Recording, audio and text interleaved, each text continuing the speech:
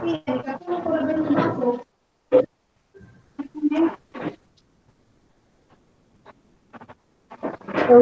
can you see now my slides? Okay pa ba? Can you see my slides about the INBT 122? Yes, Okay. ma'am. Kita Joe.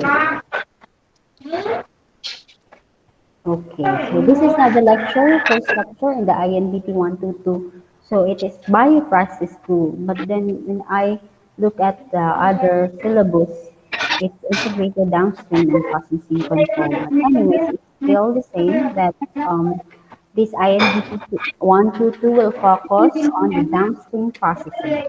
So before anything else, I would like to ask you, what have you learned or what have you remembered about the INBT 121?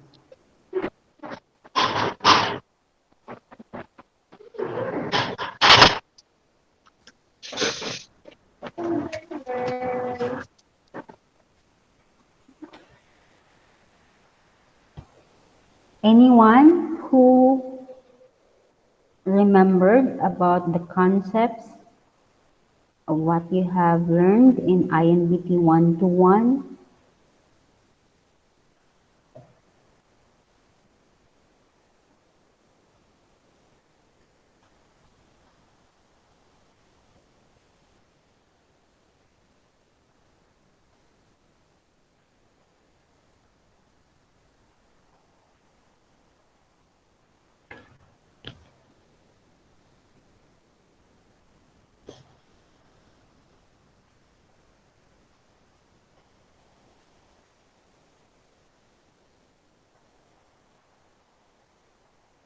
Are you still there, mga students? Kasi I try, ma'am, 2017 po nga information ako, ma'am. Okay, no problem.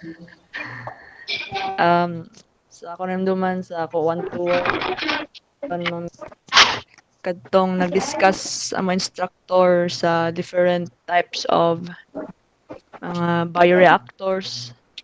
Anya, nag-discuss pod mi og different types sa mga downstream processing. Ano to namduman, ma'am. Okay, very good. Sinapadyo kayo hinumduman. Takang pag hinumduman, Heidi. So, anyone else? Other concepts that you have learned?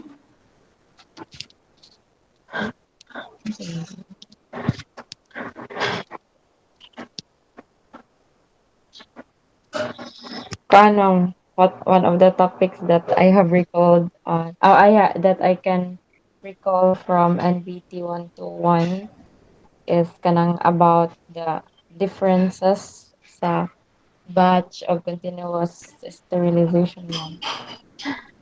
Very good. Yes, correct. Um, So, anyone else? Si Ariel.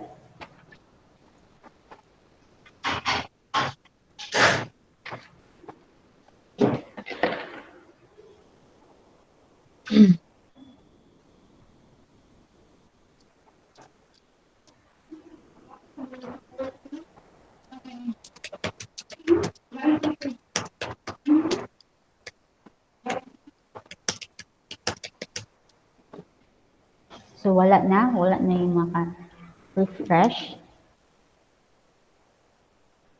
Okay, let's proceed. So, our topic for this afternoon is about the introduction about downstream processing, the laboratory design, and biosafety procedures. Okay, so this is the schematic overview of a biotechnological process. So, this INBT 122 is a continuation of this overall process. So, in INBT 121, we have tackled about the medium, the nutrients, the organisms that we use. We also tackled about this immobilization technique of organisms and enzymes in the fermentation process. We also tackled about the sterilization, how to sterilize, what are the different sterilization techniques, and also the principles of sterilization, and also the importance of this one. So we wanted a mono, we wanted that we will not the fermentation mixture will not grow any unwanted microorganisms, and we don't want unwanted products. So, and then we also, as what Sheva have also learned, that she have learned about the different types of fermentation. So the batch, the fed batch, and the continuous process. And we also have um, tackled about the different bioreactors used depending on the microorganisms, depending on the products, and then and depending on the types of fermentation that we will be using. So now here in this InBt122, we'll now tackle about the downstream processing after the fermentation. So as a summary here, it is a generally the production of the product. So maraming kung you consider when you want to produce a particular product. So this is really mainly fermentation, the microorganisms part. So may mga involvement pa yan na medium optimization, medium preparation, processing. So dito na tayo. We're now focused on the downstream processing, the equipment selection, selection of separation, and steps. Okay, so um, generally it is upstream processing, and this is the downstream processing. Okay, so in the upstream processing, so we should always take note that the biological activity of a protein is based on the hydrophobicity and charge, because we wanted to have a product to have a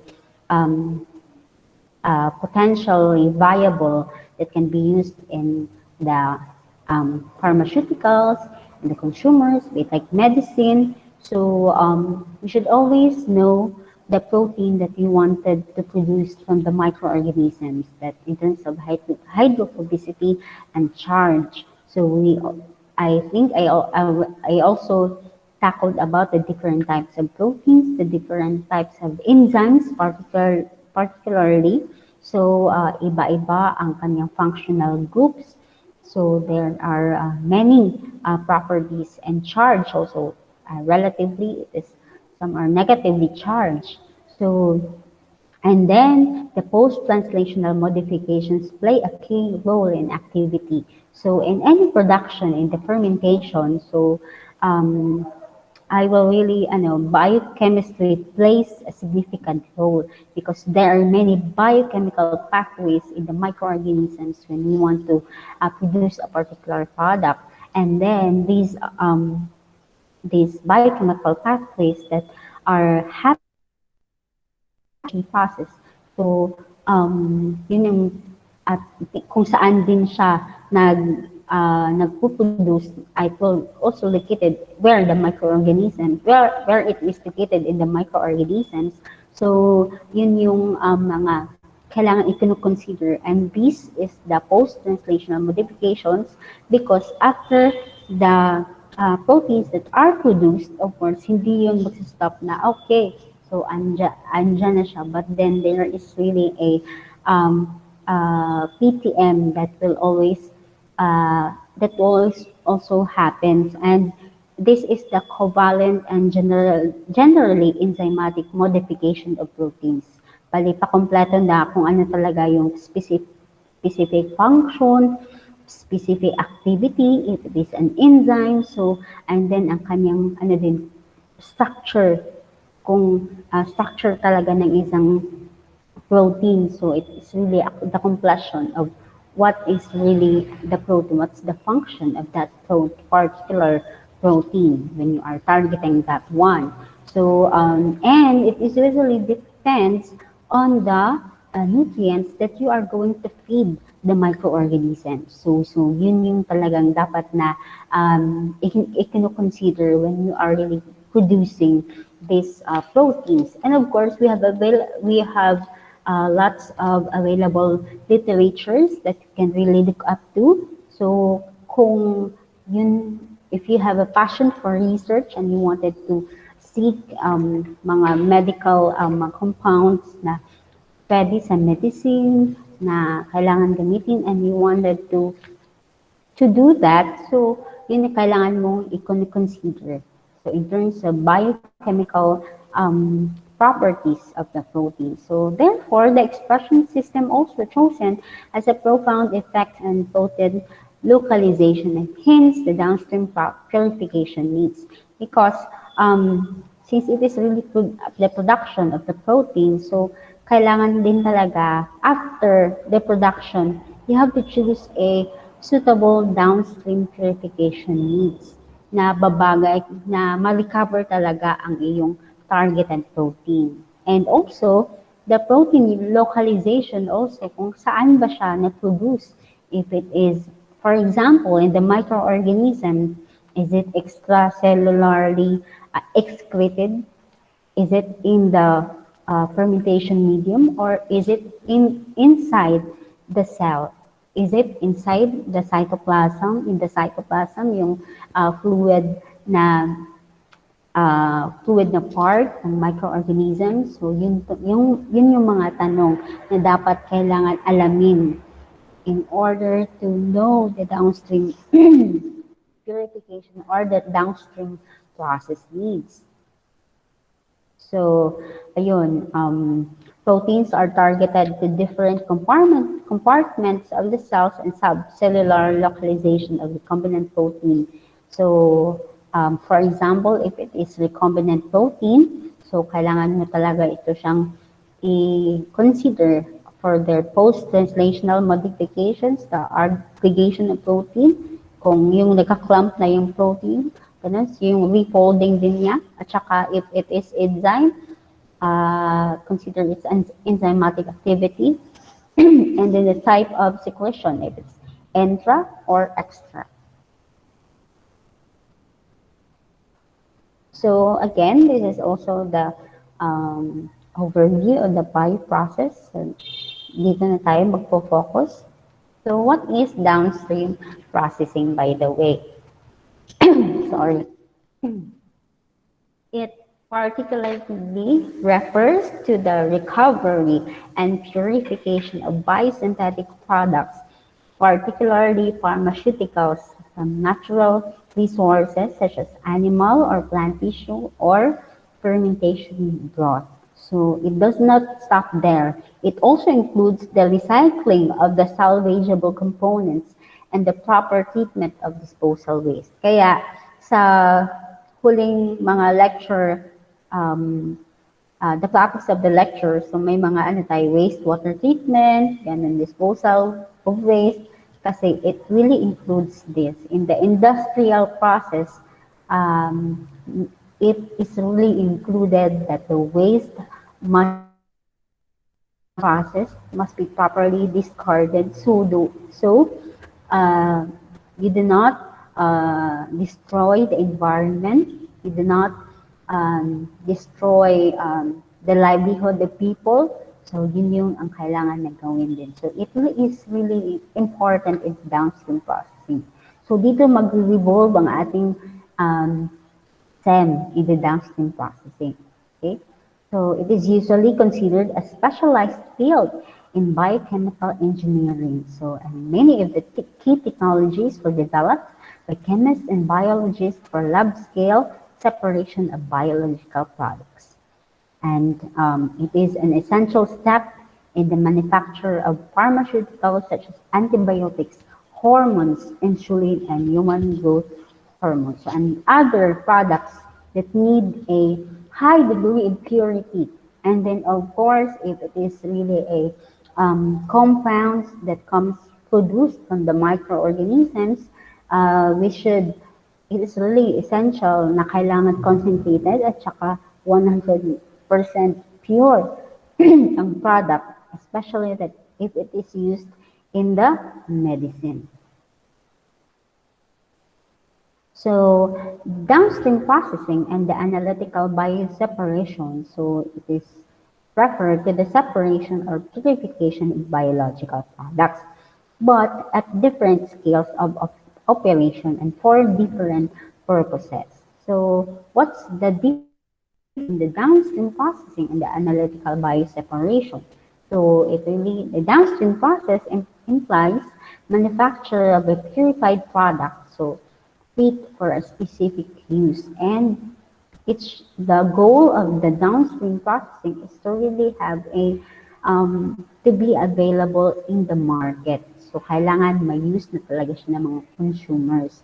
So ito yun yung in the pharmaceutical industries, in the wine industries, ganun yun mangyayari. So um, kailangan andito downstream processing talaga is an essential step after the production process. So how about analytical bioseparation? So refers to purification for the sole purpose of measuring a component or components of mixture and may deal with sample sizes or small as a single cell. Also, it could be that this analytical bioseparation in a small scale lang. So, it's still a research, ganun. So, lab experiments. So, yun, for quantifying, um, it is just for quantifying the component of a mixture.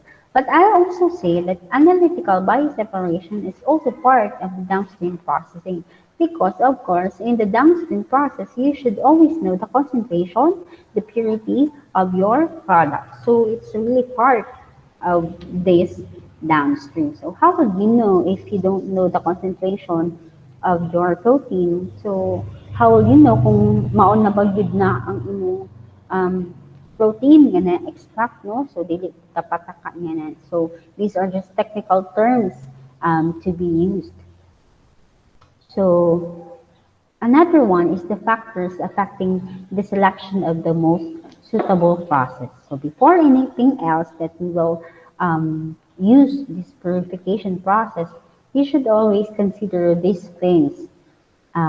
If you are an industrial researcher or also you own an industrial company, so yun yung dapat na gagawin natin na you should always take a look at these things. First is the capital and the processing cost.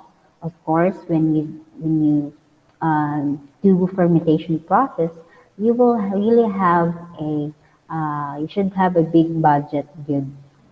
So kailangan it really entails um, a big financial budget. So your capital or your processing cost. So second naman is the throughput requirements in the downstream process. So when you choose something, it's the availability of the requirements of the materials that you have in the country. So if you're gonna use the HPLC, high performance liquid chromatography, is it available in your area? Available ba siya sa DSU? Available ba siya yan? So, ang mga solvents na imong gamiton in this particular technique, this chromatography. So and then the third is to consider also the yield potential of your product. So if you're gonna use this technique, ano ba ang marami ba ang ma, mapuproduce na product na high ang kanyang purity. So, yun. Kasi we do not expect na lahat ng mga products, lahat ng mga proteins mo na nasa fermentation medium is ma-extract mo talaga. There will be a reduction of that concentration talaga. So it's a reality. And then also the product quality. Fourth naman is the technical expertise available. Since if you are using sophisticated purification technique like chromatography, of course you have to seek a lab tech talaga na experienced and trained with this one. So that's why there are other institution that have a service lab. Kaya may service lab kasi mag-send ka na lang ng sample and they will analyze and you have to pay. So yun yung mga technique na ngayon na other researchers, other students do that na doon sa biotech ay meron silang portion na may mga HPLC and they just some laboratories in the biotech, so nagre-request sila na isa na lang nilang yung sample nila doon, tsaka magbabayad na lang sila. So, yun yung, because meron talagang technical expertise na um, responsible to conduct the experiment. So, yun, the conformance to regulatory requirements. So, ayun, kailangan din na sumusunod tayo sa lahat ng mga requirements na kailangan gawin in terms of how it should be processed, ganun, and then in the laws of the land also, in particular, so that hindi tayo madali na parang just carelessly doing that particular experiment.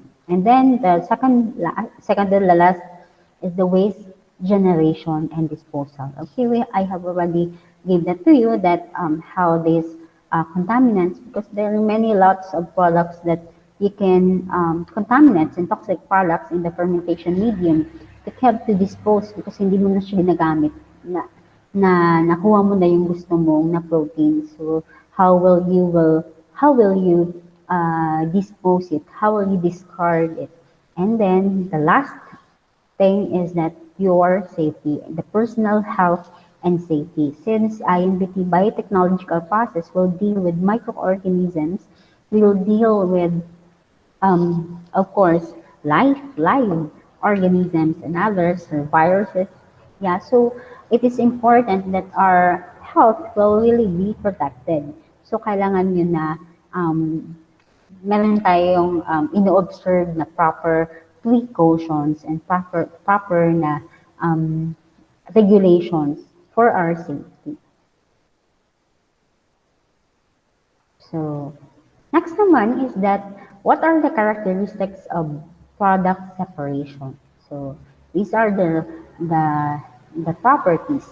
The products are in dilute concentration in an aqueous medium. So, we should always expect that after the fermentation period, so marami ang compounds and contaminants andun. And especially that mas marami ang water din. So the products are really in dilute concentration. Now the target is that how to recover that one, your targeted protein, so that you will have an increased concentration, no? So and then second is the products are usually temperature sensitive. So take note that these are proteins and enzymes. So yun ang kailangan na kailangan mong i-consider na others are heat labile and temperature sensitive. So, and then third is there is a genetically separated. So, hindi lang yung product mo ang pinuproduce ng microorganisms. So, meron pang iba. So, as you all know, I have already tackled ito yun na may mga primary metabolites and there are also secondary metabolites. And then the products and contaminants have physical and chemical properties. Kaya we really have to have a background knowledge about the other compounds that are also present in the fermentation medium. Hindi lang parang assumption lang siya na baka yung protein lang yung nandun. Ganun. So you should know that one. You have to grasp a wide perspective of the fermentation process. So extremely high purity may be needed, especially for human healthcare. So na-mention ko na din ito na kailangan high ang purity that we should have because it is used for medicine. Kailangan potentially viable and then effective ang ating product. Next are the examples of the bioprocessing products and their typical concentrations. So I guess ito yun. So the types, cell itself or the biomass. So the extracellular, extra din ito, may mga intracellular din. So ito yung mga products, baker's yeast, single cell proteins, alcohols, and organic acids, and amino acids. enzymes and antibiotics, and then so on and so forth. So yun. So what are the major steps in downstream processing? So ngayon hindi ko masyadong i-detail yung major steps ng downstream processing because for the uh, uh, for the continuation of our lecture, dito tayo mag-revolve about the solid liquid separation sa lecture natin. So kailangan titingnan natin, himay-himayin natin lahat ang mga steps ng downstream processing. And what are these techniques, what are these procedures that we should do in doing this downstream processing. So, ito yun, na after the bioreactor, there is cell separation. Of course, meron kang biomass, meron ka ding fermentation medium. And if it is enteric or proteins are inside the cell, so you can disrupt the cell, of course, para lumabas yung proteins mo. Mabilong siya sa fermentation medium. So there is clarified culture medium and cell debris removal, and so on and so forth there. Now, separation, purification. So, dito naman is the purification stage na there is capture, intermediate purification, and there is also polishing. So, we will tackle this. We will discuss it one by one as our this INBT122 will continue. So, ito lang yung i-rundown ko sa inyo for now, the major steps in downstream processing. So, the first one is the removal of the insoluble. So, always remember that after the fermentation, so you should have a biomass. You should also have the fermentation medium. So, a mixture, the crude product of your fermentation. So, what will you do? You should have to remove the insolubles. And then, after the removal of insolubles, of course, ito ay dinahan-dahan lang natin. So, it's a gradual na pag-purify ng product, the targeted product. Second is the product isolation. How will you do it? How will you do it in isolation of the product? So, it also depends if it is intra, if it is extra. Mas madali kapag extracellular ang product mo kasi hindi ka na hindi mo na i-disrupt yung cells at wala ka ng ibang mga chemicals that you have to get rid of that. So, titingnan din natin ito on how to do that. And then also the third is when you have that isolated product, of course, it is not yet purified, so it is not concentrated. So what are the techniques that you have to do in purifying? Could be chromatography, could be gel filtration, could be site exclusion chromatography. And I guess I have already introduced to you in InBt121. Okay, and then the second one, and then the last one is the product polishing. So it involves in the storage and the packing the product. So ano ba ang kailangan in order to usher it into the market. So yun yung kailangan na natin i-tackle about. So a few product recovery methods may be considered to combine two or more stages. So, we can really infer also that hindi tayo magsistick masyado na kailangan ito lang pwede yung gamitin mo for that particular technique, ganon. So, there could be mag-interlap yung ibang gusto mo na methods in order to fast forward the downstream process. So for example, you can also use the expanded bed adsorption that will accomplish removal of insolubles, and product isolation is in a single step. So ang expanded bed adsorption is a preparative chromatographic technique which make process of viscous and particulate liquids possible. So ito yung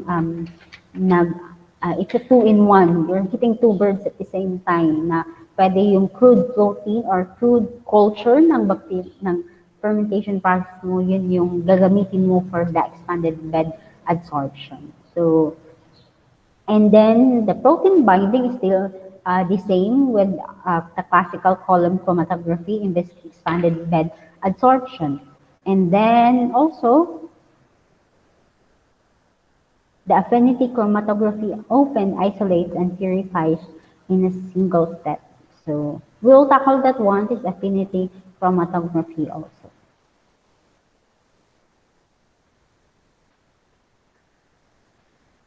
Wait lang guys.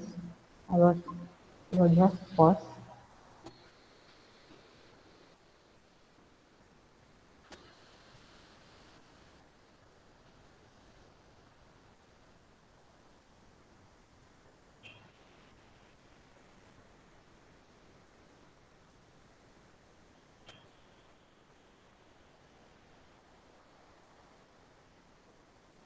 Okay, for the removal of insolubles.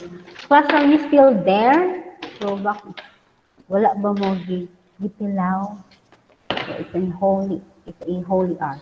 So back to our lecture. So first step of the major of the steps of downstream processing is the removal of insoluble. So it is generally the separation of the cells and cell debris and other particulate matter. So yun yung kailangan na i-achieve natin na ma-separate ang cells from the liquid. So, yun talaga ang kailangan natin. And then, so, in order to achieve this, we should all use the filtration, and also, we can also use the centrifugation, and then sedimentation also. So, I think you are familiar with the centrifugation. So, kailangan i-centrifuge by the revolution per minute. So, may mga RPM.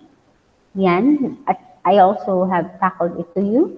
Sedimentation is the settling of those insolubles from the liquid ones. So, ang flocculation naman is a process where a solute comes out of a solution in the form of flow or flakes. Of course, there is a addition to this of the solvents that is involved.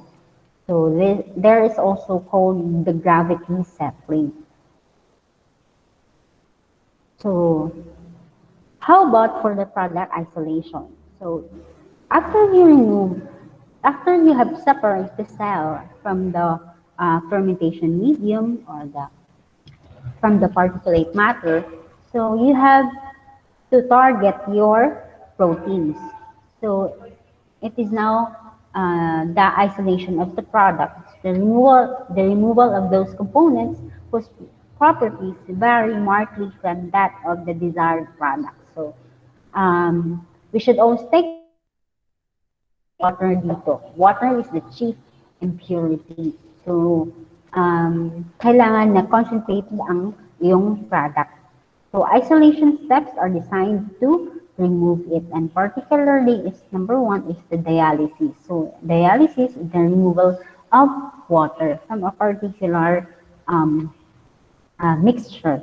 So and also it will reduce the volume. So you wanted to have a purified product, to have a concentrated crude product. So kailangan mo, it is really a reality that you have to read that there is a reduction of the volume.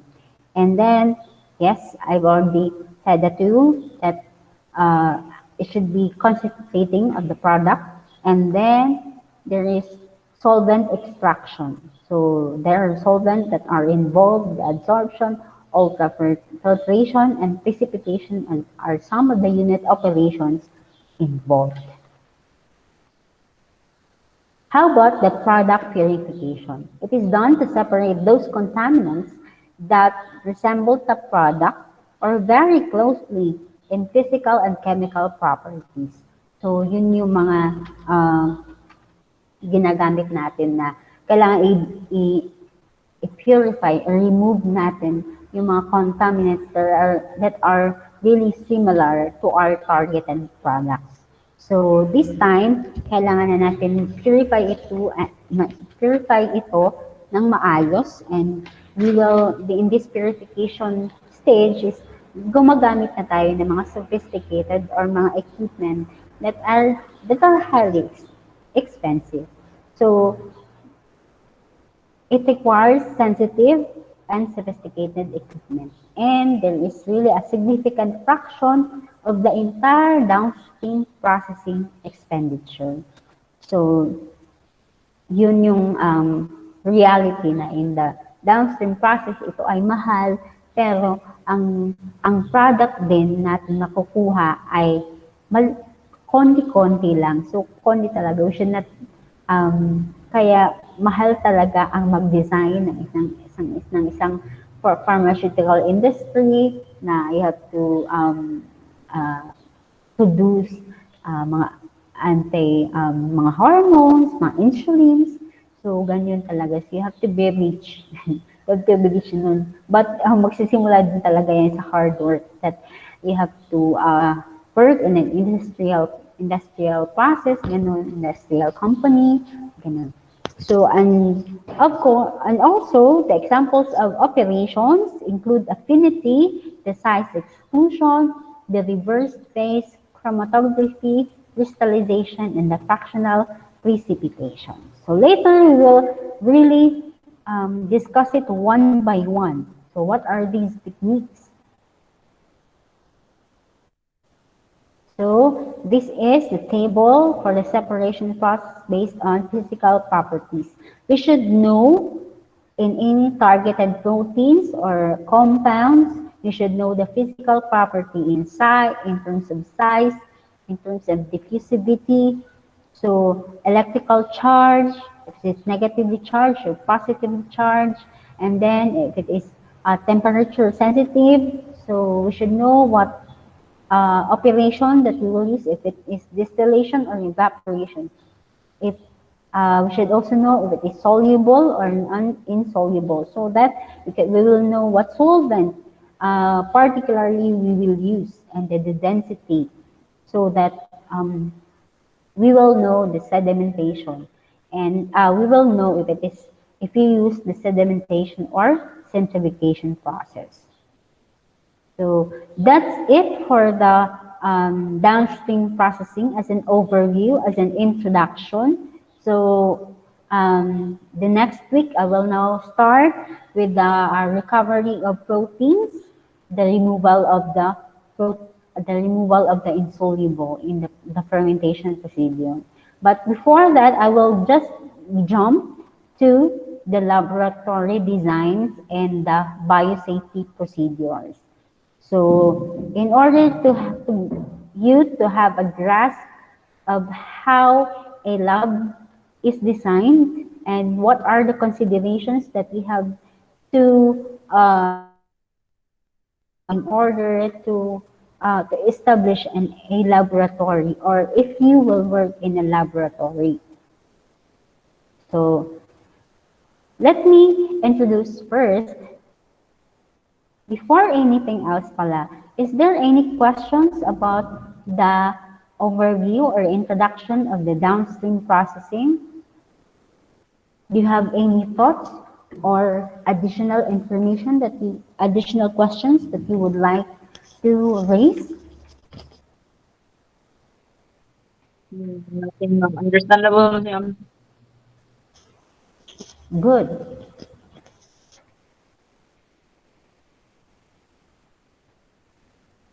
So, but I have a question. So, have you ever experienced fermenting in the fermentation? Have you ever conduct a fermentation process na? Yes, ma'am. Pag InBt121. InBt121. Oo. Nag-ferment mi og nag-kuan mi og himo mig alcohol adto, ma'am, from sucrose gamit katong membrane ba ay compound nga mga kuan E. coli. Ah, Gamitan og ano ba yun? Immobilized ba yun? immobilized, yes, ma'am. Yes, immobilized. Oh, that's nice. So, um, what have you,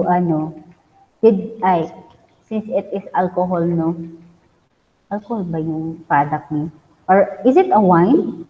Alcohol. Alcohol ra ma'am kanang ano gud mi ma'am if kuan na ethanol ma-produce. Mm. So, naagid po. Na-measure ninyo ang alcohol content. Yes ma'am.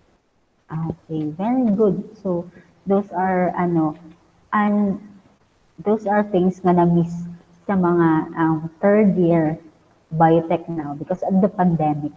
So, Ma'am. it's a, Ning ito ma'am. ah, Lingaw gid to ma'am. oo, yes, lingaw man gyud ang kuan mga experiment kaya it really saddens me also na wala gyud ko'y kuan kanang ako lang malingaw og conduct. Anyway, so lahi man gyud ang first hand experiment, no. But also you can also conduct a fermentation process at home if you want to make wine. So dali lang man po siya. You can just search in the Google how to do that.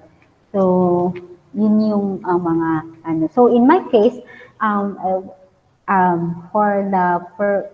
in my thesis in undergrad, I have used microorganism Aspergillus niger to produce lovastatin. So, lovastatin is a compound used for the reduction of, for the high blood pressure. So parang ang reduce niya is a compound na nag-reduce siya ng mga high blood pressure. So yung other statins na related sa kanya are already available in the market. So yun yung tinatry ko na i-produce. So ang ginawa ko in the downstream process, I have used a solvent extraction like the hydrochloric acid, I think. No, it's ethyl acetate. And I have also done the rotary evaporator. So, ginamit ko din yun for the isolation of the product. And then for the quantification, I've also used the UV-Vis spectrophotometer. And for the further na confirmation, I've also used the thin layer chromatography. So, yun yung, if you have uh, it relates on our topic in the downstream processing. So those are the techniques that I have used in the fermentation process also. I have also conducted wine fermentation. So particularly because I was a research assistant in the field of crops. So nagpo-produce kami ng mga taros wine. So, nag-measure kami ng alcohol content. So, medyo mahaba-haba din ang process. Yun yung mga experiences in my MS. During my MS, I also produce mga biomass sa Saccharomyces. Biomass din yun. So, yun yung mga, some of the examples that I have experienced in this, the biotechnological process. And I think if you will graduate soon, you will also be doing your thesis. You can also choose in the fermentation aspect of research or your topic for your thesis. Okay, let us now proceed for the laboratory design. Okay, so let me first introduce to you what is a biological agent. Since we are talking about fermentation, we are talking about microorganisms, so we are biotechnologists, we always deal with organisms or life. So, ang biological agent is any microbiological entity, cellular or non-cellular. So, it is included ang virus, naturally occurring or engineered, so capable of replication or of transferring genetic material that may be able to provoke infection, the allergy, toxicity, or other adverse effects in humans, animals, or plants. So, example is bacteria, fungi, viruses, parasites. So we are dealing with this in the biotechnological experiments. So now how does it affect in the designing of the laboratory? So mamaya, we will answer that. We will answer that. The biological material, how about this one? It is any comprised of containing or that may contain biological agents or their harmful products such as toxins and allergens. So a biological agent is the carrier or the bacteria, the fungi, the viruses, and biological material naman is their um, it contains harmful products such as um, toxins and allergens. So the biohazard naman is the potential source of harm caused by the biological materials. So ito yung mga terms na dapat nating tandaan when we want to tackle about biosafety and laboratory design. So first is the laboratory biosafety. So since we are using, we should ensure our our laboratory technicians, the science research assistants, or the students itself to be safe from the organisms, the biological material or the biological agents that can produce a threat to life. So it is the containment principles, technologies, and practices implemented to prevent unintentional or accidental exposure to pathogens, toxins, or their unintentional accidental release. So, kailangan ito ma-observe sa isang laboratory. There should be a biosafety. So, it is to prevent unintentional or accidental exposure. Now, how about laboratory biosecurity? So, ito yung institutional and personal security measures designed to prevent the loss, the theft, the misuse, the diversion, or intentional release of pathogens and toxins. So, the comparison with this biosafety and biosecurity is the difference that we should always secure these microorganisms, these toxins that we are dealing with in the experimental process. So um, uh, this with the design na it is a personal security na it is now it is now intentional. So sa biosafety to prevent unintentional accident. Ito naman to prevent intentional loss or misuse. Kanang naanagay in nanagay tao bang ikuan ni nako o haon ni nako ako ning i-release kasi bioweapon, bioterrorism. So ito yung dapat na kailangan i-consider in every lab. So now, in summary, a biosafety is protecting people from bad bugs. So, ito yung mga bad bugs na accidental release, mga microorganisms. So, but biosecurity is protecting bad bugs so from bad people. So, yun yung ginagawa talaga ng isang this should be this will always go together.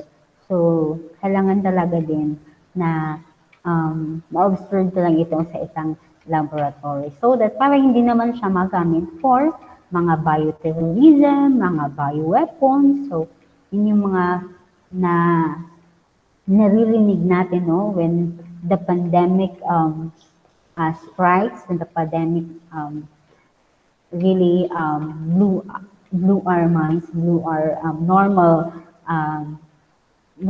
life.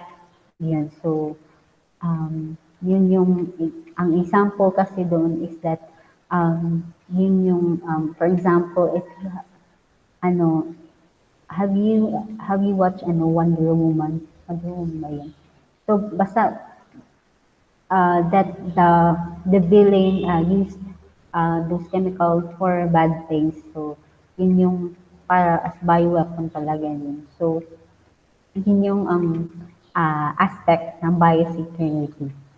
So, ang biosafety naman, yung aspect naman doon is that have you ever heard about the SARS-CoV-2, the origin of the SARS-CoV-2 na uh, they spread, well, it is really not confirmed na it was really accidentally released to the environment because of there is a Wuhan virus lab there. But it's just a mga conspiracy theory lang. It was not really proven. So, pero na ano lang siya, application, ano lang siya, na-relate din siya sa biosafety.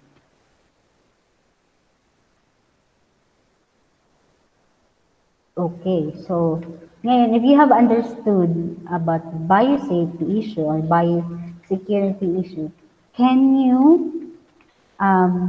determine if it's a biosafety issue or a biosecurity issue? So, ang biosafety issue, it is particularly on the proper precaution, observation of handling those mga chemicals or mga microorganisms. Ganyan.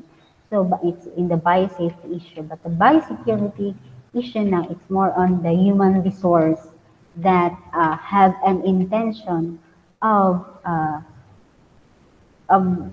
stealing the microorganisms or the virus and intentionally spread it to the environment. So, yun yung mga examples. So, can you determine if it is biosafety issue or a biosecurity issue? So, anyone can guess? First, so, the recapping of needles. Ano to siya? Is it a biosafety issue or a biosecurity issue? Biosafety. Correct. It is a Biosafety issue, ma'am. yes, it is a biosafety issue. How about this second one? Your lab technologist is a member of a terrorist group. So, ano, biosecurity, ma'am. Correct na po. It's a biosecurity issue. So, ayun, ang mga human resource should know the background of their staff na hindi pala sila spy sa isang terrorist group because they might steal the microorganisms or the things that are really important used for bioweapons. So, third naman is lab personnel not provided with PPEs. That's a biosafety issue. Yes, correct. Biosafety. So, how about si Sheva? Is it a biosecurity issue? Kung Alam there mo, is, ikaw ang bulat, ma'am. ha? This grant holding, Bulat na po. No, ikaapat. this is good. Yun, ako sa research mo, sa meaning sa disgruntled mo. Torn ba? Torn. Torn PPEs. Yeah. Disgruntled PPE. Biosafety, ma'am. Yes, correct. How about work overload? Work overload. Work overload. Work overload. Biosafety, ma'am? Or wrong ko, ma'am? It's a biosafety issue actually. Yes. Ah, Because kung ang personnel tapos is really have an overload and they may be ano na bothered and then ano hindi na sila they don't have sound mind in Distracted, ma'am. conducting experiments. Distracted, ma'am. Yes, they are distracted. They are really not in good shape.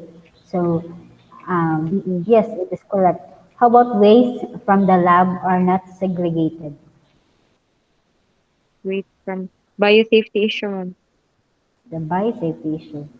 So, how about si Ariel? Asa si Ariel?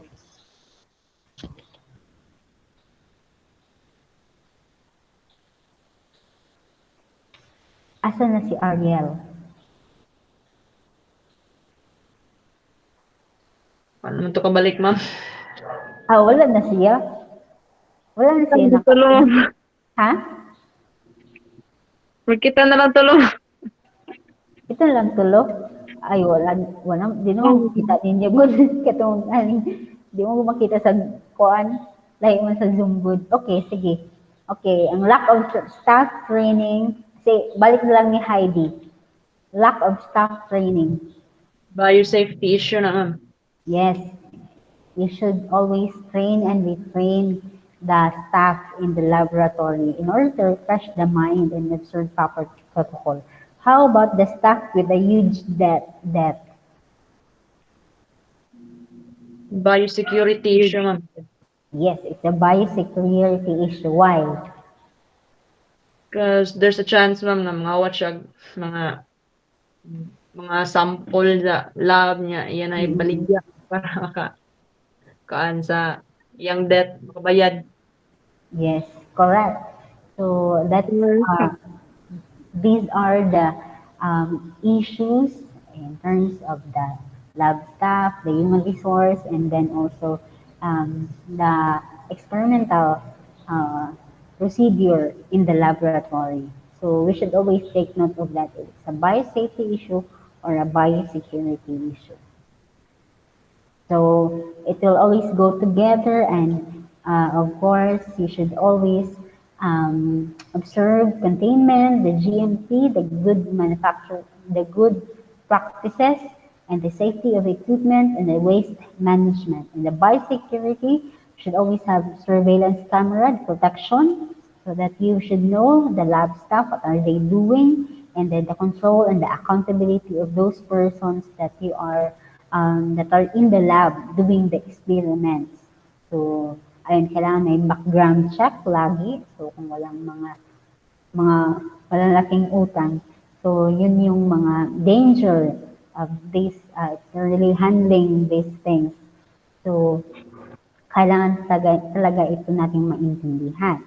So, there are many executive order in the policy biosafety in the Philippines.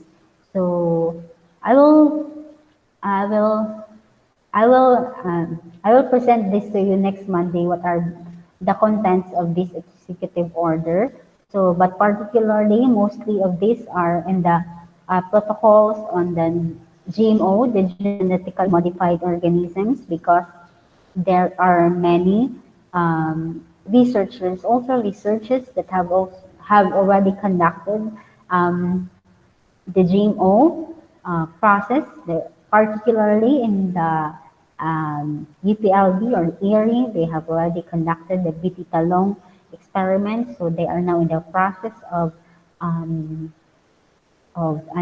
yung market kaya meron talagang Philippine National Policy Statement on Modern Biotechnology. Kaya nabuo ito. So there are many people who oppose the GMO, of course, because they have a apprehension of these things that it has allergies, it may have posed a health effects. So mga ganun na mga apprehensions. Of course, we cannot stop them from thinking about that one. So kaya merong mga policy na naka-create yung government natin in order to ensure safety of that one. So, yun. So, I will just go back here. I will present this again. So, what are the contents of this one? So, okay. So, for the laboratory biosafety, it really protects the users. It protects those outside the labs for accidental exposure and protect the environment. So, yun yung tatlong yun yung protect sa biosafety. So, what are the principles of biosafety? It is the practice and the procedure, the standard practices, the special practices, and considerations. Sorry, safety equipment. So, what are the equipment that you are using in the lab? So, the facility design and construction, the increasing levels of protection. So, Yun yung mga inaano sa biosafety. So in the laboratory design, there are laboratory facilities that are designated na meron kasing levels. So the it has four levels. So the biosafety level 1, biosafety level 2, biosafety level 3, and biosafety level 4. So these are the basic, the biosafety level 1 and 2, the containment for the biosafety level 3, and the maximum containment is the biosafety level 4. Now, the biosafety levels designations are based on several considerations. First is the composite design features. So how the lab is arranged or how the lab are really um, how those arranged or designed. So, yung mga features niya, of course, we have different features of the lab na kailangan nating sundin, no? So, in order to have a maximum protection, both for the users, for the environment, and also for uh, the researchers also. The second naman is the construction. So how, of course, the construction of the physical building. And then also the third is the containment facilities. What are the equipment that you have to ensure the containment facilities? An example of a containment facility is a biosafety cabinet or the laminar flow hood when you are dealing microorganisms. Kaya kino-contain lang siya doon lang pwede. So it depends also on what microorganisms you are dealing with. If you are dealing with a grass, generally regarded as safe na status. So, it's okay na medyo sa bench siya na ano, pero when you are dealing with pathogens, when you are dealing with viruses, it should be contained only in a biosafety cabinet. So the practices and operational procedures required for working with agents from the various risk groups. Of course, there are many sectors that you have to collaborate with when you are designing a lab because first is the location of the lab. Saan ba ito na-locate? So sa isa ba itong walang katao-tao na location? So it's in the countryside. So walang neighbors. So how will you protect the environment? So kung merong neighbors, how will you protect your neighbor na hindi ka makaka-destroy ng kanilang properties in the environment itself. And also you have to coordinate with other government sectors in this designing the lab. So these are the relation of risk groups to biosafety levels, practices, and equipment. So for the biosafety level 1, so the laboratory type is the basic teaching or the research. So with the good practices, techniques. So dito yung kailangan na these are just for basic teaching and research and it could be an open bench work lang. Pwede ito sa mga chemical laboratories just like what we have now. So DOPAC, mga ganun. So basic teaching and research. How about in the second biosafety level? The level 2 is the primary health services or the diagnostic services research. So the laboratory practices is plus productive clothing or the biohazard sign. Nakalimutan ko na ano yung GMT na it's good microbiological techniques. I mean GMT, that's GMT. So good microbiological technique. Plus productive clothing, biohazard, and sign. So open bench plus the biosafety cabinet. So for potential aerosols. So ito kailangan na itong for biosafety level 2 kung when you deal with pathogens na. So yun ang kailangan natin na na meron na talaga baka meron ng microorganisms na labas in the air. So yun kailangan nating pagtuunan ng pansin to really have that basic ano, this equipment, containment facility, the biological safety cabinet. So, and do you know that this diagnostic laboratory for SARS-CoV-2 um, is falls in this basic biosafety level 2. So ito yung requirement na kailangan ma-develop ito na biosafety. So last year, I have attended a virtual biosafety and biosecurity training. So ano lang siya, virtual lang siya. When the pandemic strikes, at ano pa yung mga nag-a-apply pa ang mga government agencies or mga mga hospitals for development of a laboratory diagnostic for SARS-CoV-2. So, yun yung nag-offer yung UP Manila to really have a training for biosafety and biosecurity training, particularly in the SARS-CoV-2. Kaya nag-attend ako nito. And most of the source that I've talking to you of these things, it comes from the lecture, from the lecture of that training. So ito yung mga references. So ito yung mga ginagamit ko ngayon for our lecture. So kaya ngayon pala may gamit din yung natutunan ko last pandemic. So in the middle yun ng pagsusulat ng thesis ko. So it was also productive in my part. So ayun, when you have encountered an opportunity to attain trainings virtually, so don't hesitate to really attend those ones because it really enrich your knowledge and you can really apply it in the future talaga. And then the third is the containment biosafety level 3. This is special diagnostic services and research.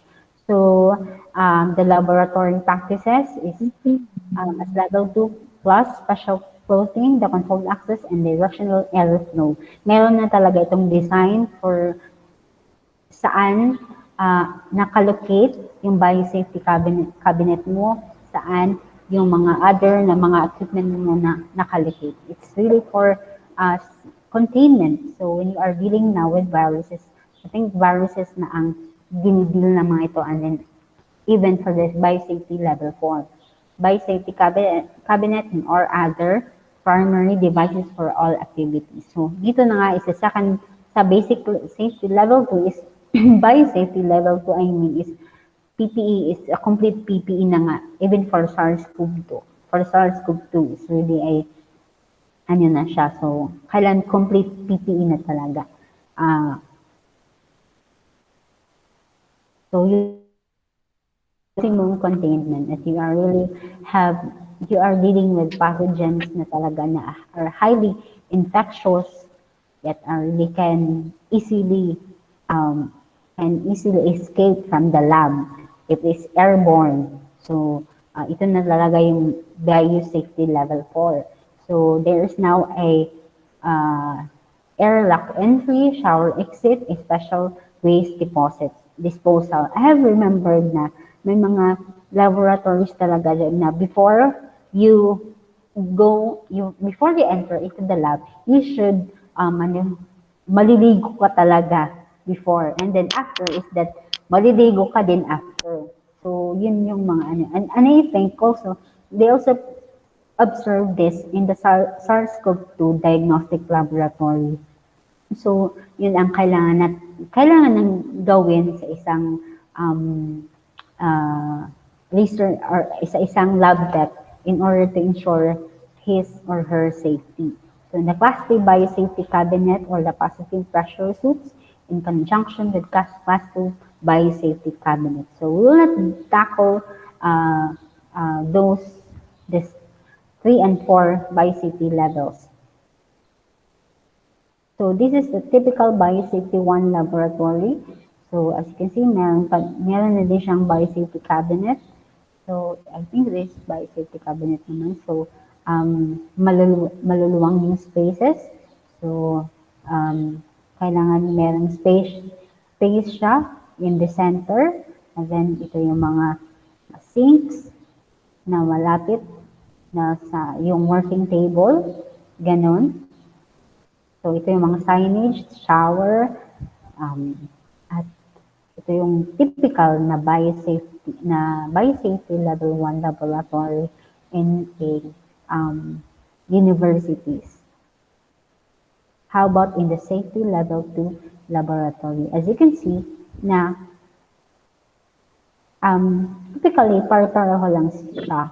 Pero meron na siyang mga signage dito that there are now segregation of other dangerous products, dangerous hazard signs.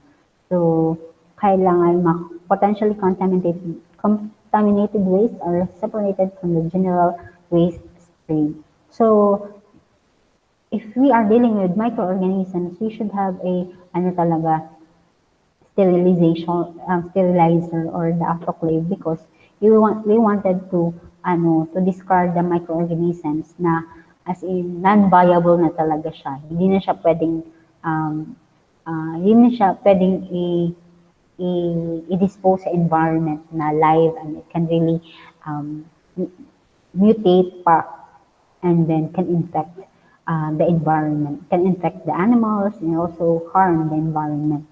So, ayun. Now, let us now deal with biosafety level 1 and 2 lab. So, I have posted the World Health Organization Laboratory Safety Manual in the Moodle. So, you can access the detailed one talaga. So, doon ko na din kinuha ito na uh, mga concepts that I have shared. So you can really check that one and you will really find lots of protocols and precautions in every biosafety laboratory. At yung reference na din naman yun, nakuha ko din yun sa aming biosafety and biosecurity training. So may mga code of practice talaga na in many laboratories and national laboratory programs, this code may be used to develop written practices and procedures for safe laboratory operations. So it is a mandatory to really have this lab operations and practices so that you can ensure the safety of your user and the safety of the lab tech and the environment. Each laboratory should adopt a safety or operations manual that identifies known or potential hazards and specifies practices and procedures to eliminate or minimize such hazards. So, yun talaga kailangan natin eliminate or minimize such hazards. The GMT or the good microbiological techniques are safety. So have you still remembered your microbiological technique, Heidi and Sheva? Yes, ma'am. Naiyak mo na. Naapa? Inyong kwan? Kuan aseptic yun to ma'am. Katong about aseptic. Aseptic technique? Oo. About kanang aseptic technique ma'am. Oo. Yes. Pero si Sheva ka nang handle na maka og mga microbiological work? Wala. Ako raman to ma'am. Kato raman tong murag naagay sa petri dish ma'am niya nakalimot ba ko sa term katong na mga quadrant ma'am gidiscuss to. Kana Ay, ganing mura kuan, siya ibagis-bagis mag-streaking, ma'am. Nakalimot ko sa term ma'am. streaking technique. Oh, kana ma'am, streaking mo. Oo ma'am. Oh Yeah, ma'am. yeah, all right. So, pero ang inyong microbiology, Ma'am. kay kano sa niyo kuha? Sheba, kanso ka nagkuha sa microbiological, Ma'am, kuan ma'am, microbiology kana subject?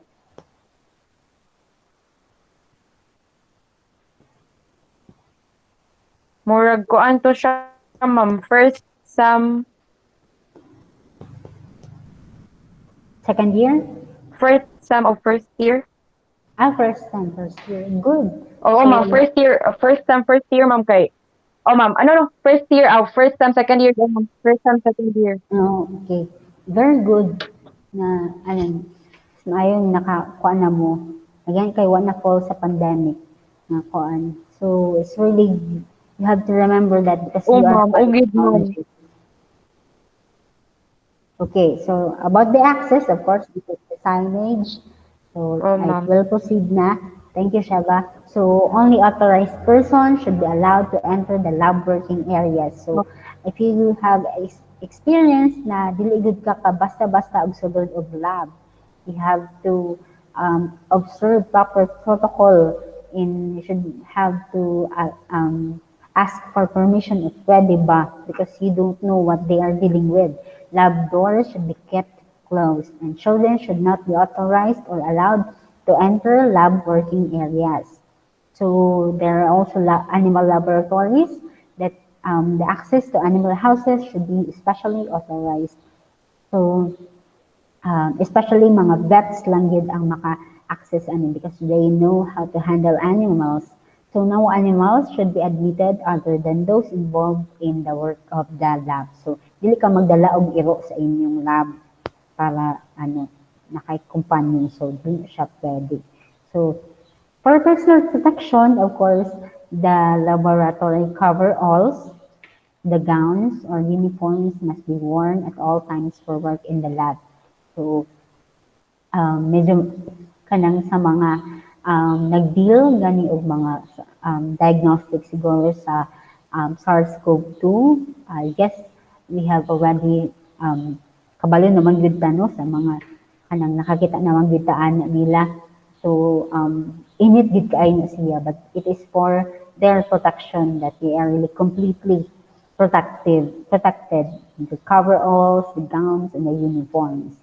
The appropriate gloves must be worn for all procedures that may involve direct or accidental contact with blood, body fluids, and other potentially infectious materials or infected animals. If we are in the animal laboratory, and also pwede din ito in the hospitals. After use, gloves should be removed aseptically and hands must then be washed. So, sa mga uban ini, when you are dealing with pathogens, the gloves are should be sterilized, should be decontaminated.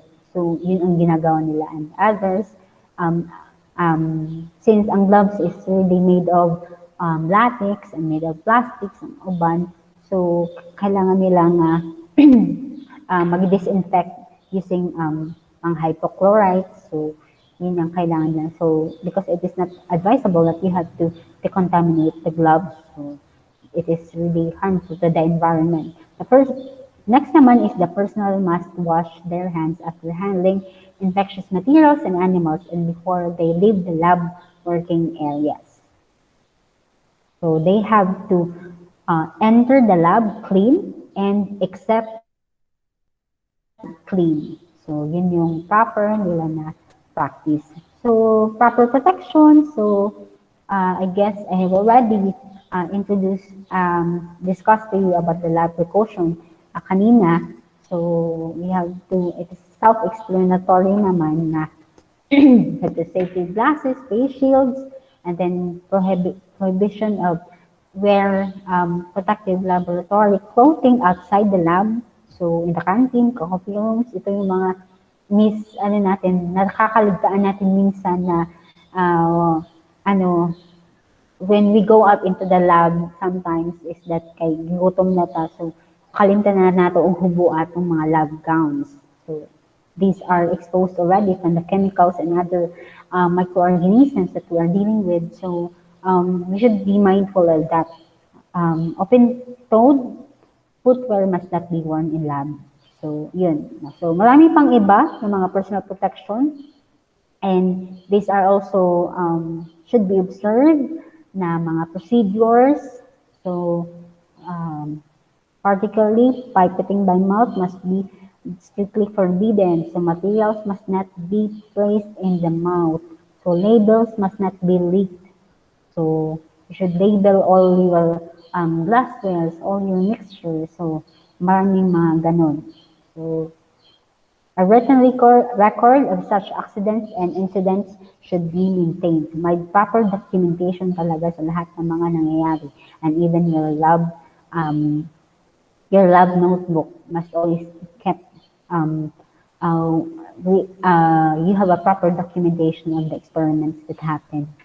So, how about the biosafety management? So, it is the responsibility of the lab director, the person who has immediate responsibility for the laboratory, to ensure the development and adoption of a biosafety management plan and a safety or operations manual.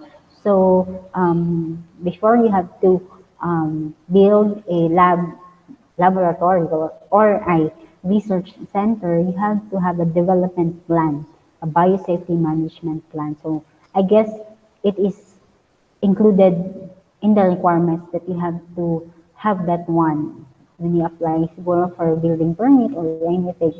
So kailangan talaga ng mga ganun na mga plans so that it will ensure you, it will really ensure the building and also ensure the users and then the um, researchers.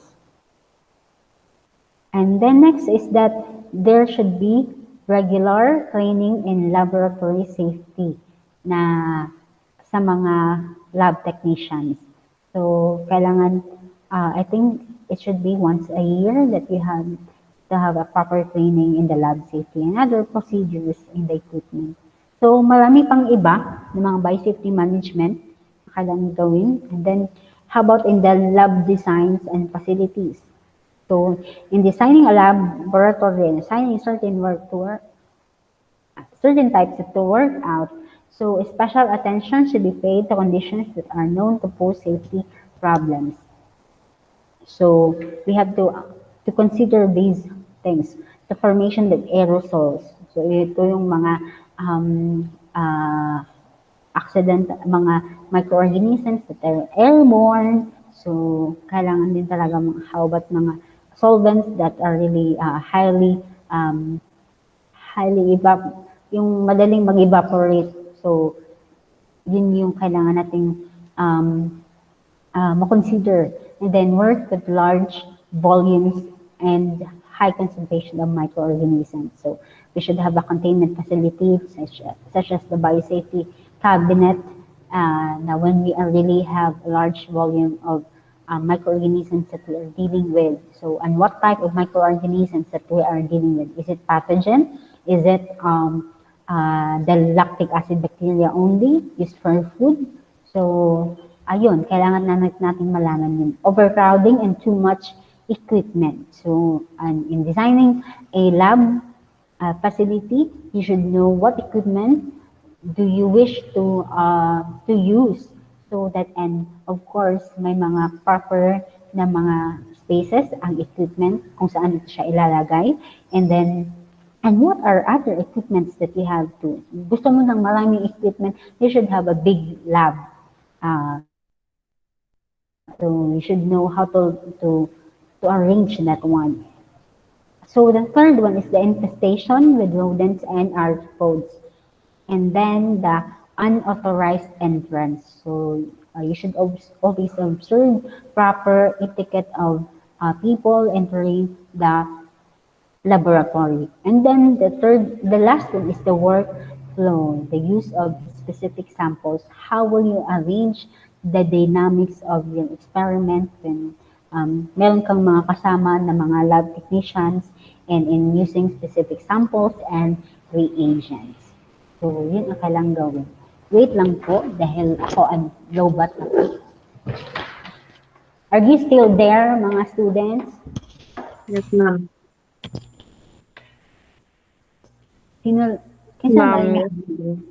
Si Shaba and Heidi, present pa mo. So, I still can see you because yun. So, these are the design features. So, hindi ko na yun, babasahin. Kasi ang dami talaga. So, ayun. How about for the guidelines for the surveillance of lab workers handling in microorganisms at biosafety level 2? So, the pre-placement health check is necessary. So, You have to have a background check, of course, when you hire someone who will be working in the lab. So, meron talagang mga medical check-up about the history, about your present status. If hindi ka ba, if you're not suffering with diseases, so kailangan talaga yun. So, that is one of the requirements when you are when you start working in the lab. So records of illness and absence should be kept by the laboratory management. So the women of childbearing age should be made aware of the risk to an unborn child occupational exposure to certain microorganisms. So what if you are married and then you have you will be pregnant and then you are working in a lab, so kailangan mong malaman yun kung if you will still continue working in the lab, if you're pregnant, if your pregnancy is not really that hassle, is not really that sensitive, so ayun, you have to know that one. The precise steps taken to protect the fetus will vary and depending on the microorganisms to which the women may be exposed. So, yun lang ang aking mga i-share na sa inyo because we have a lot to read actually and uh, mas detalyado yun sa World Health Organization Lab Safety Manual and you will gain a lot of insights there on how to design a facility and andun din yung um, andun din ang mga biosafety level 3 and 4. So, that's it for the lecture for InBt122 for this week. So, do you have any questions? I will just post the learning task by tomorrow. So, ayun, and I will also send andito ba si Richie? Yes, and I will also send the module for the modular students by tomorrow or this week. So, yun ang ating lecture for this afternoon. So, do you have any questions and clarifications about the topic? None, so far. Did you understand? Fortunately, ma'am. Huh? Fortunately, makasabot nung buwan. Thank you, Heidi. So, anyone? Oh, get sa kayo mo. Karon ng pag-explain, ma'am. So, si Richie. Hi, Richie. Makalilate ako ma'am kay Kuan, magbalik ang kuan sa line subject. Yeah, okay. Oo. So, good, that's good, Richie. So, if there is nothing na mga queries and clarifications, so I guess this is all for today, class. So thank you so much for joining this online. And next week naman, si Sheva, and of course, if you want to join also Richie, so on Monday, we will continue with our lecture class. So 8 to 10. Okay, Ramo? 8 to 10? Sheva? Di na siya og 8:30, ma'am. Ha? I don't know. Di ay, ma'am, kaya na din may klase sa... Oh, okay na day, ma'am. Ambot ng slati. Hi, di, ma'am. How about 8 to Heidi? 10. 8 Okay, ma'am. 10. Okay, Ra. Cecile will give an ample time. And please, this only one, this a tip that I want to, then when you are present in the online class, please don't, parang, ano ba yun? You are lying down, ganun, in the bed. You should have a proper, ano, presentation of how you are listening in the class. So, if, for those kung mag-ano kayo ng camera, so ayun, baka makatulog kasi kayo, you are lying down. So, ayun lang, kasi hapon. So, makatulog yun. So, mo to siya nga akong tip. And then, be presentable online also. So, and I also thank you for your active participation also here. So, next week also in the lab, Carol, next Wednesday, I will now give your exercise one and discuss about the exercise. Okay? So, anything else? Wala na? I think wala na. So, thank you so much, Sheva, Heidi, and Richie for this online class. God bless and Okay, thank you so bye-bye. much. See you next kuan, ma'am. Next See you next kuan week, na sa Monday and Wednesday. And Sheva, tomorrow Okay. will be our lecture in BTech 134. Oh, yes, ma'am. Ako raw sa ma'am, no? Oh, yes, Manad Sige, ma'am. one by one, just like Heidi. Heidi, Thank you. one-on-one with me last time. Okay, Sige, ma'am. bye. God Ma'am, bless. bye, ma'am.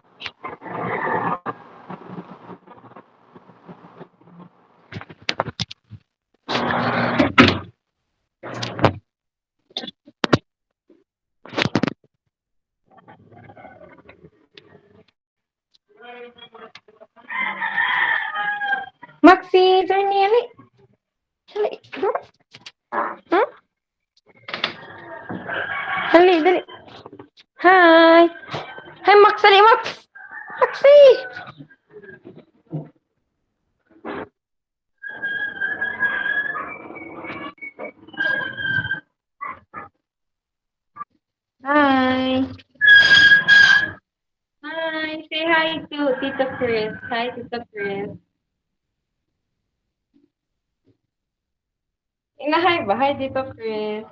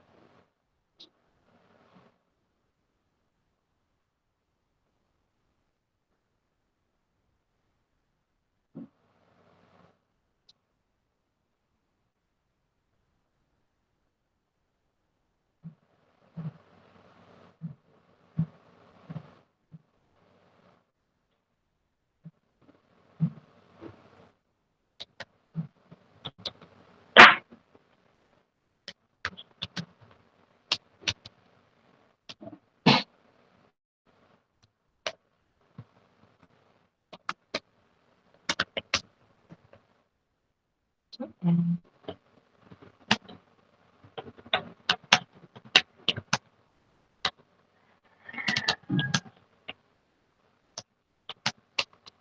this subject should be taken during second year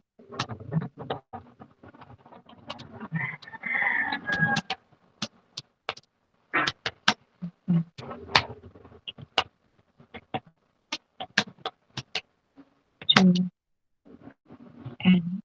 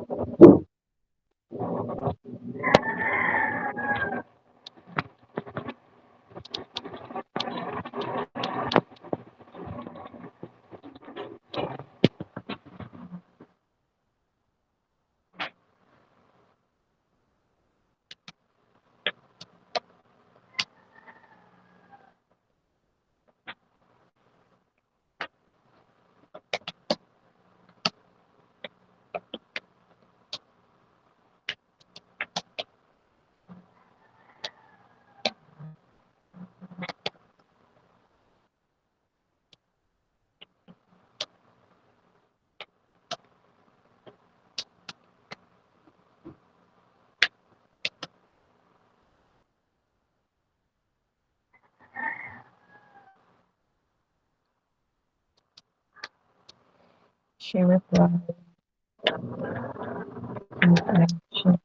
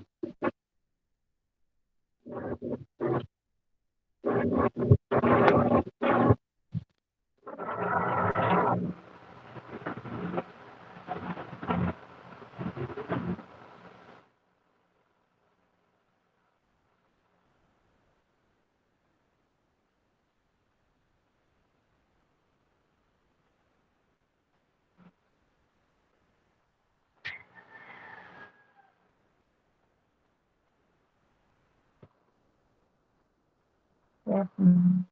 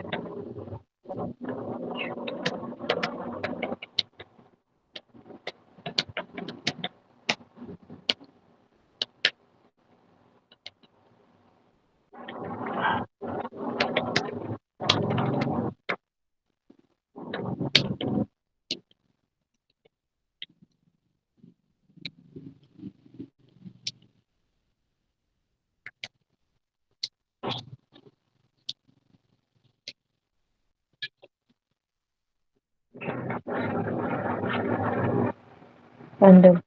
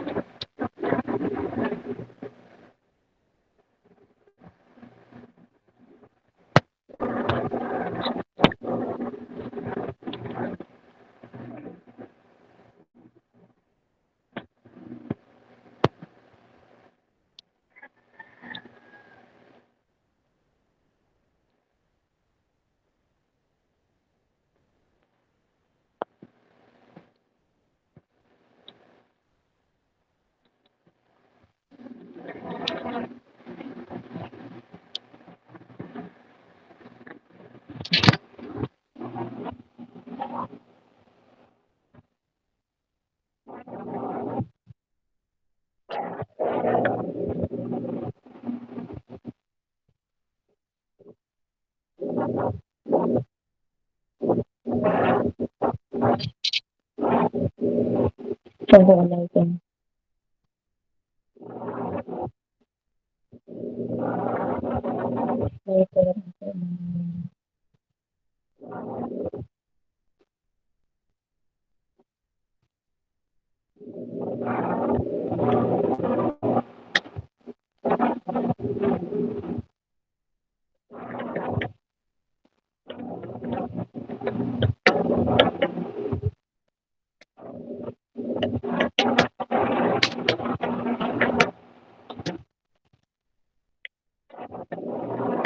Okay.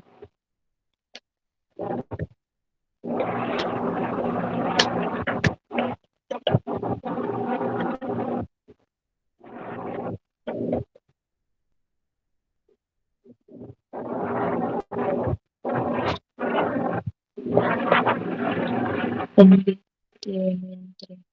Left.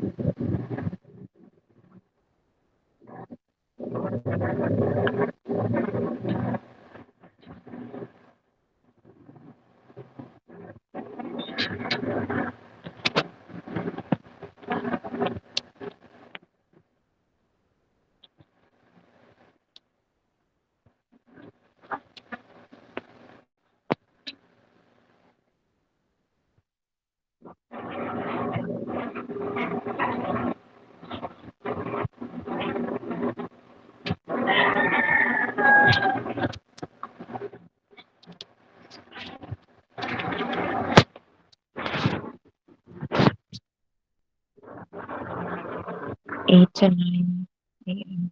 PTH.